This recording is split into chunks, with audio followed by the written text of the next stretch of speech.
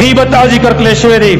نبی صلی الله علیه وسلم فرمایي لما عرج بي ربي ويار کله چې الله پر وخی جوړم مررت بقوم لهم اطفار من نحاس زتیر شو په یو قوم باندې څه خلق باندې چې داغي نکونو د تانبین نکونو يخمشون وجوههم بخپل مخونه پر سر شو کول وصدورهم د خپل سینې په دې شو کولې یو قسم له خارخ پدیره کېدل په مخونو باندې په سینو باندې او د تانبی چې کوم نکونه لري پاغي ځان شو کوي را شو کوي.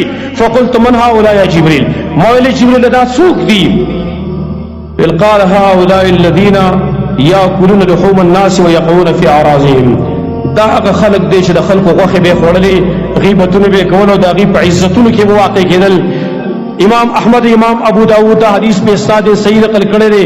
یعنی کوم خلکو چې پر دې عزتونه لوټ کړی دي غیبتونه کړی دي نور خلق پاکان خلق پای بدنامي لګولې دي چون کتاب بل سړی ته درد رسولې نه اوس پتا تم دغه درد رسیږي.